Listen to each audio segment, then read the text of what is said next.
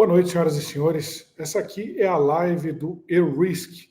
No caso, não é uma live, eu estou fazendo um vídeo gravado, peço desculpas a vocês. Conforme aí falei na segunda-feira, não vai ser possível aqui fazer o debate de geopolítica junto com o Nelson Ricardo Fernandes. Então, estou gravando esse boletim aqui, que é um meio boletim de geopolítica, e também vou trazer aqui as novidades do campo de batalha da Ucrânia. E a gente volta a conversar ao vivo na quarta-feira. Então, agradeço a presença de todos. Quem está aqui, se puderem deixar um like, já ajuda a gente a tornar essa live mais conhecida, mais distribuída aqui no YouTube. Meu nome é Luiz Kawaguchi, sou jornalista, faço aqui no ERISC, Boletim da Ucrânia.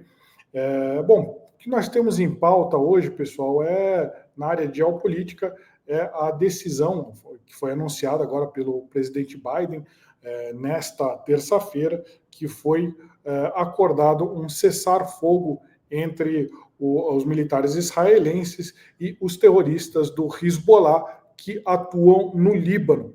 Então, provavelmente, esse acordo de cessar-fogo ele já deve entrar em vigor agora na quarta-feira, e a gente vai falar um pouquinho sobre as implicações desse acordo de cessar-fogo. A gente vai falar também sobre a reunião do G7, os chanceleres, ou seja, os ministros de relações exteriores do G7, eles se reuniram e reiteraram o apoio à Ucrânia na guerra de defesa contra a Rússia. Isso aí, a gente, claro que, vocês vão falar, mas tem o Donald Trump que vai entrar no ano que vem. Exatamente, não significa que isso anula o fato do Donald Trump entrar no poder no ano que vem, muito pelo contrário, mas a gente tem aí mais uma notícia boa, que são os chanceleres mostrando comprometimento, o grupo do G7, das maiores economias democráticas do mundo, mostrando mais uma vez que estão do lado da Ucrânia. E a gente vai falar também um pouco sobre duas frentes ali, um movimento que a Rússia fez, que a gente estava especulando nas lives de ontem, na região sul da frente de Pokrovsk, e uma possibilidade de um ataque à cidade de Zaporizhia, que foi levantado pela revista Economist. Mas vamos lá então, pessoal, queria mostrar para vocês aqui, vamos colocar o nosso primeiro mapa. A gente tem aqui o mapa de Israel e do Líbano. Então, quem não tem, eu também não acompanho todos os dias aqui os eventos lá no Líbano, mas vocês conseguem ver numa área mais arroxeada aqui dentro do território do Líbano, é a área onde as forças de Israel invadiram e se estabeleceram para criar um bolsão. Porque qual que é a história toda lá? A gente teve lá uma guerra entre Hezbollah e Israel em 2008, em que o Israel entrou no território libanês e conquistou toda essa parte que está em vermelho aqui no território do Líbano, todos os territórios abaixo do rio Litani. Só que desde então o Hezbollah violou o acordo de paz e começou a botar tropas nessa área em vermelha, que era para ser uma área desmilitarizada. Então, o que Israel fez nos últimos 2 meses, desde que atacou as tropas do Hezbollah, primeiro, o principal foi que ele decapitou, ele acabou com o Sheikh Hassan Nasrallah, que era o líder do Hezbollah, e matou aí diversos líderes. Ele não destruiu o Hezbollah, mas ele prejudicou muito a cadeia de comando do Hezbollah.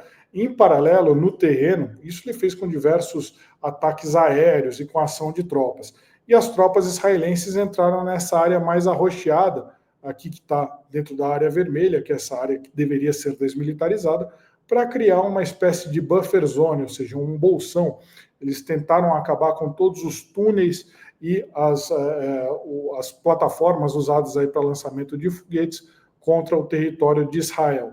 Por quê? Porque aqui no norte de Israel, pessoal, o país foi obrigado a evacuar uma série de povoados que tinham aqui, porque estavam em ameaça iminente dos terroristas do Hezbollah atacarem do norte para o sul. Aí talvez alguém tenha se perguntado, e essa área mais azul aqui à direita do mapa, essa área aqui são as colinas de Golã, mas não é disso que a gente está falando, a gente está falando aqui dessa parte mais arroxeada aqui que as tropas israelenses entraram de Israel dentro do território do Líbano. Por que que o premier israelense, por que Netanyahu, ele aceitou esse cessar-fogo? Bom, tem três explicações. Uma delas é que ele diz que o Hezbollah não é mais o mesmo, ou seja, ele lembra dessa história de que a cadeia de comando do Hezbollah foi muito prejudicada pelo assassinato de diversos de seus líderes aí. E a gente teve também, segundo o Netanyahu, uma outra questão que é Israel precisa acumular mais recursos militares. A gente lembra que nesse momento Israel está lutando também na faixa de Gaza contra os terroristas do Hamas. Então ele está lutando em pelo menos duas frentes e ele está muito preocupado. Aí tem o terceiro fator, que é o fator Irã. O Netanyahu não explicou exatamente o que ele quis dizer com isso, mas provavelmente o que a gente pode concluir dessa história. Israel acredita que conseguiu desestruturar a estrutura militar do Hezbollah no sul do Líbano. Ao mesmo tempo, ele quer acumular mais reforços, ou seja, acumular mais recursos militares, tropas, armamentos, munição, para um eventual conflito maior, uma escalada de conflito contra o Irã. A gente lembra que esse ano teve troca aí de bombardeios, tanto Israel bombardeando Teherã, quanto Teherã bombardeando Israel. Então é um conflito que ele não está uma guerra aberta, mas existe possibilidade de escalada desse conflito. Quais são os termos do acordo? Voltando aqui ao mapa, as tropas israelenses têm que se retirar dessa área aqui que está mais arroxeada dentro do Líbano, e os terroristas do Hamas, do Hezbollah, eles têm que subir para norte do rio Litani. Então, o que significa? O Israel não destruiu completamente os terroristas do Hezbollah, mas ele acredita que nesse momento é possível que uma retirada, ou seja, eles vão deixar que os terroristas se retirem pacificamente, aí, sem bombardeá-los, para o norte do rio Litani, e vai retirar suas tropas aqui do sul do Líbano. Isso politicamente é muito interessante para o Netanyahu, porque é mais uma vitória política dele. Há 2 meses, quando eles invadiram o Líbano, qual que era a justificativa? Era que o Hezbollah, desde o segundo dia de guerra lá com o Hamas, que começou lá em agosto do ano passado, no dia 7 de agosto, desde então o Hezbollah estava soltando foguetes ali contra Israel. Nesse momento, o que o Netanyahu apresenta? Ele apresenta uma suposta vitória política para o seu povo, falando, a gente conseguiu desestruturar o Hezbollah, eles estão subindo para o norte do rio Litani, então aquele acordo de paz lá de 2008, o acordo de agora, ele figura mais ou menos nos termos ali de 2008, ou seja, garantir que os terroristas do Hezbollah não consigam atacar o norte de Israel de uma forma muito fácil. Ou seja, ele volta para casa com uma vitória política. E a gente tende a entender que o Israel acredita que conseguiu, e aí nas próprias palavras do Netanyahu, fez os terroristas do Hezbollah regredirem décadas. Então, regredirem. A gente vê uma outra possibilidade. A gente lembra que o governo do Líbano, ele é muito influenciado pelo Hezbollah, mas o governo do Líbano não é comandado oficialmente pelo Hezbollah.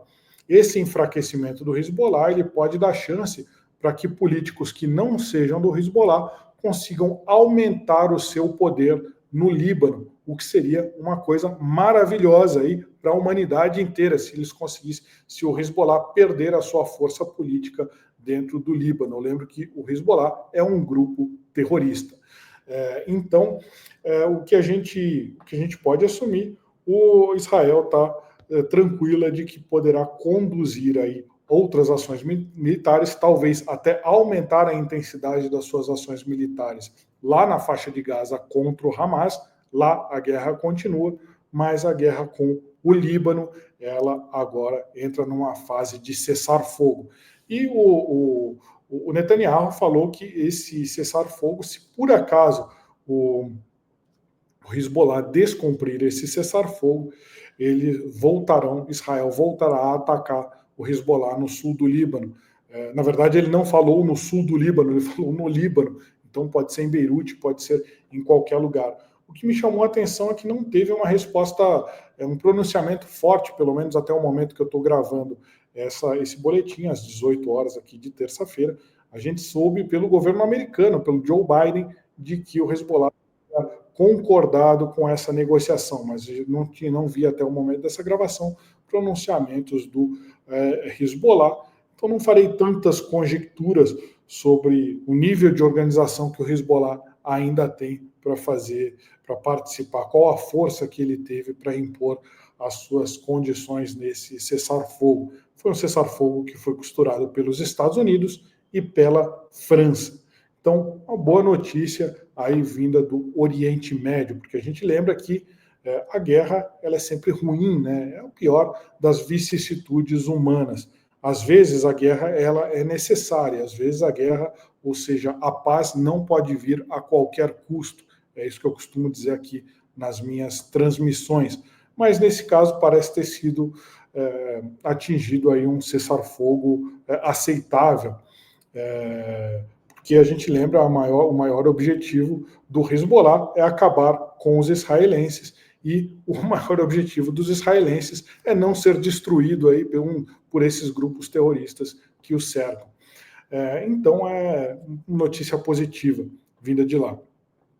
A gente teve também, pessoal, o G7 falando sobre a questão da guerra na Ucrânia. O G7 classificou como uma escalada da Rússia o fato da Rússia ter atacado a Ucrânia com aqueles mísseis experimentais IRBMs, os RS-26, ou seja, são mísseis de alcance intermediário que poderiam chegar até 3.000, alguns analistas dizem até 5.000 quilômetros, ou seja, são mísseis que podem ser lançados contra qualquer capital europeia e podem levar diversas ogivas.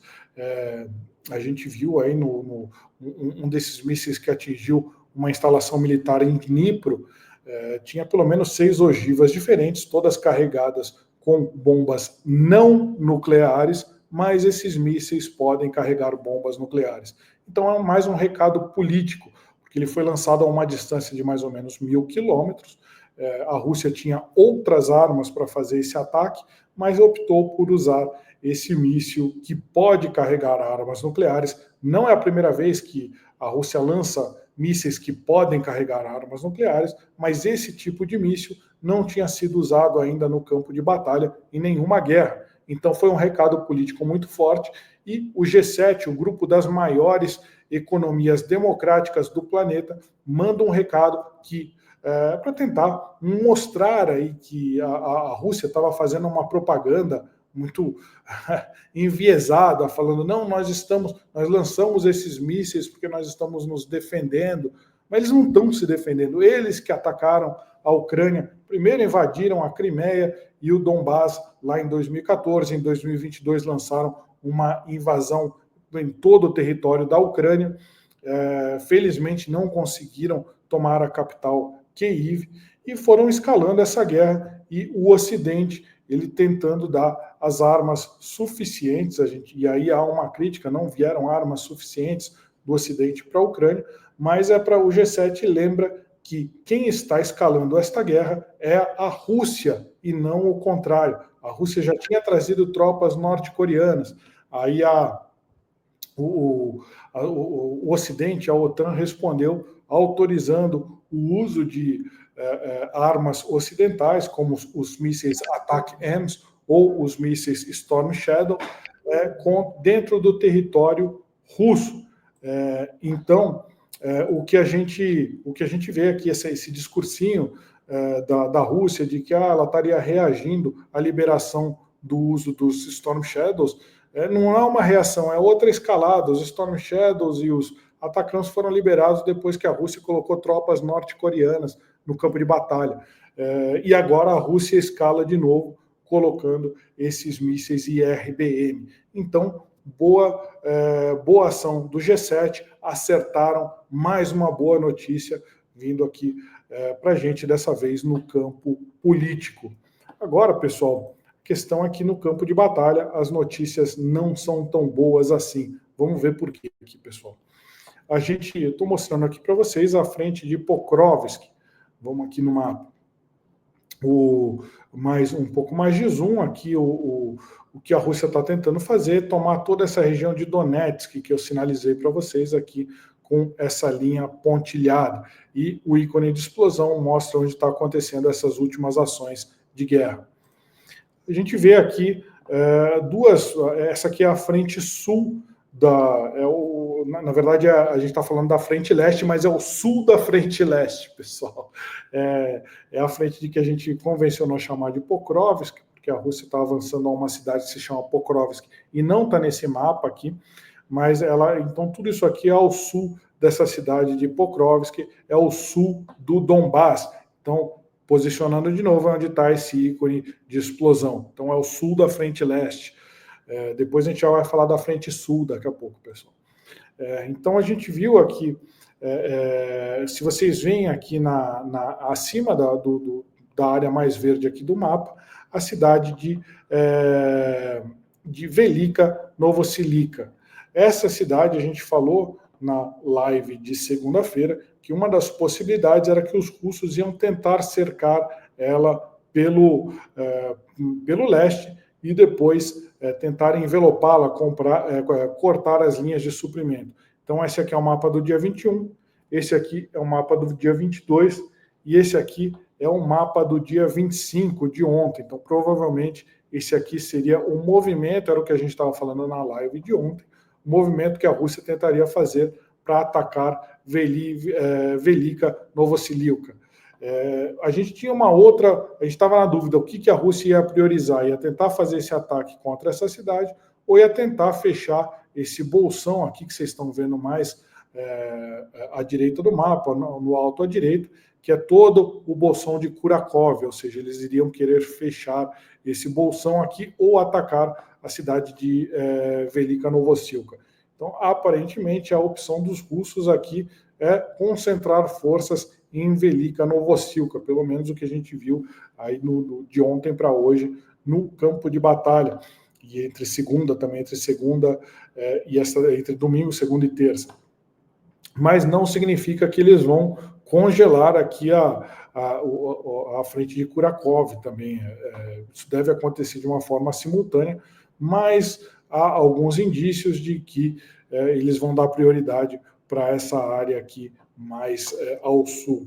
Então vamos lá. O que a gente tem aqui houve diversos ataques entre segunda-feira, principalmente segunda-feira, que a notícia só chegou agora, da 5ª Brigada Mecanizada Russa contra essa cidade de Velika Novossilka. E a gente teve elementos também da 37ª Brigada de Infantaria Motorizada da Rússia. Eles estão atacando aqui a Rússia pelo leste. Vocês veem que ao sul dessa cidade tem uma área mais verdinha aqui, que ainda está na mão dos ucranianos, mas ela tinha sido reconquistada, porque já chegou a ficar na mão dos russos desde 2022. A gente tem uma concentração de tropas, eu não coloquei o nome das unidades, mas cada um desses quadradinhos aqui é pelo menos um batalhão russo. Então eles mantêm a pressão aqui ao sul de Velika Novossilka, enquanto ataques mais fortes estão sendo feitos de leste. Muito provável, a gente vai ver aqui, já começaram também mais ataques de infantaria, vindos de nordeste, aqui em direção a Velika Novossilka, com o objetivo de cortar linhas de suprimentos, enquanto estão tendo ataques diretos na periferia da cidade, feitas pela 5ª Brigada Mecanizada por leste, ou seja, uma brigada de tanques pesados estão atacando essa cidade. Se eles conseguirem tomar essa cidade, que é um bastião de defesa, eles conseguem, não vão, vai mudar o rumo da guerra? Não, não vai mudar o rumo da guerra, mas vai ficar mais fácil para eles aqui nessa região sul de Donbás, de Donetsk. Então, provavelmente, a gente vai ver o próximo esforço da Rússia vindo nessa direção. Uma outra possibilidade que a gente tinha era fechar, vocês estão vendo aqui a cidade de Kurakhove, no começo, aqui na direita desse pontilhado verde, a batalha continua lá, ainda há forças ucranianas resistindo. Uma outra possibilidade, ao invés de atacar a Velika Novosilka, seria terminar aqui o ataque a Kurakhove e investir contra a cidade de Andriivka, que inclusive é maior que Kurakhove e é mais complicado aqui de se tomar. Então parece que a Rússia está optando por esse cenário aqui, ao invés desse cenário aqui. São as últimas informações que a gente tem vindo desse campo de batalha, pessoal. Então, antes de terminar aqui o boletim, eu queria falar também sobre a frente sul para vocês, a frente de Zaporizhia. Vamos lá. A gente tem aqui, eu circulei aqui em vermelho, a cidade de Zaporizhia é a terceira maior cidade em termos de hub de industrialização na Ucrânia. Você tem Kyiv, você tem Kharkiv, lá no Nordeste, e você tem Zaporizhia. Então, a revista The Economist, ela levantou informações, aí, segundo ela, com informações tanto de ucranianos quanto de russos, de que haverá uma ofensiva dos russos ali reunindo, deixa eu ver aqui, cerca de 130 mil tropas que fariam esse ataque. Segundo a The Economist, isso seria uma suspeita dos ucranianos, que a gente veria um ataque do sul para o norte. Então, olha aqui da onde que a gente está falando aqui. Essa aqui é a frente sul. O ícone de explosão mostra aonde está essa concentração de tropas. Vocês veem a cidade de Zaporizhia logo próximo dessa área de concentração de tropas, e o russo tentaria dominar toda essa área aqui pontilhada para conseguir acabar com a conquista, concluir a conquista do Oblast, ou estado de Zaporizhia, o que seria uma péssima notícia para os ucranianos. Então, teria cerca de 130 mil tropas se reunindo aqui nessa área sul para avançar para norte. Eu lembro que em 2023 a maior parte das operações militares foi aqui, mas a Rússia tinha tantas defesas, tantas linhas de defesa aqui para baixo, que não foi possível para os ucranianos conquistarem. Eles só conseguiram conquistar essa área que vocês veem aqui mais verdinha no mapa do Deep State, que foi o avanço ucraniano em 2023 em relação à área que tinha sido conquistada pela Rússia, principalmente aqui nessa região que a gente vê Orihhiv. A única cidade de maior importância que foi tomada foi a cidade de Robotyne, que está aqui bem perto de onde está essa grande concentração de tropas russas aqui, que vocês veem aqui mais ou menos no centro do mapa. Então, provavelmente, segundo o Economist, haveria uma tentativa agora em 2024 de avançar em direção a Zaporizhia. Mas a gente lembra que os ucranianos invadiram lá a região de Kursk e tomaram na época mais de 1.300 quilômetros quadrados. Então, segundo as fontes ouvidas pela Economist, parte dessas tropas, cerca de 50 mil tropas, que seriam usadas aqui nessa ofensiva em direção a Zaporizhia, foram redirecionadas lá para Kursk, que está muito mais ao norte aqui dessa região, ao norte da Ucrânia. E isso, o fato da Ucrânia ter atacado a região de Kursk, provavelmente atrasou, ou talvez tenha até impossibilitado as forças russas de lançarem um ataque em 2024 contra Zaporizhia. Talvez eles estejam se preparando para lançar ataques aqui nessa região. Já houve movimentação de tropas. Não significa que essa frente aqui ela está dormente, pessoal. Tem combate todos os dias aqui, só que não são combates aí de uma intensidade capaz de levar à mudança de mão de territórios.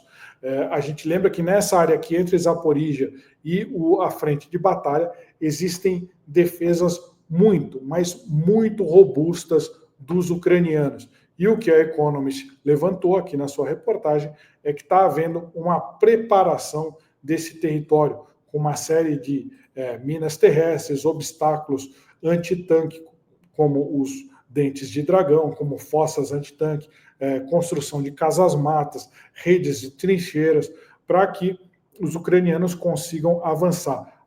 A trincheira mais poderosa, ela passa aqui ao sul de Orihhiv, até onde a gente está vendo, praticamente onde está essa linha verde aqui, pessoal. É a trincheira mais poderosa da Ucrânia, então vai ser muito difícil para a Rússia conseguir passar aqui dessa região. O que a Economist disse é que estão sendo criadas várias outras linhas de defesa próximas à Zaporíjia, e a própria Zaporíjia, ela é uma fortaleza. Eu já estive lá em 2022, inclusive fui atacado aqui por bombardeio russo, justamente nessa região aqui, mas para se entrar em Zaporíjia é muito difícil, tem muitas linhas de defesa, é muito fortificado, então é muito provável que a Rússia não vai obter sucesso em tomar a cidade de Zaporíjia. Bom, é isso, pessoal. Se você gostou aqui do nosso boletim, na verdade, hoje foi a live, foi uma discussão sobre geopolítica, infelizmente não consegui fazer ao vivo junto com o Nelson Ricardo Fernandes.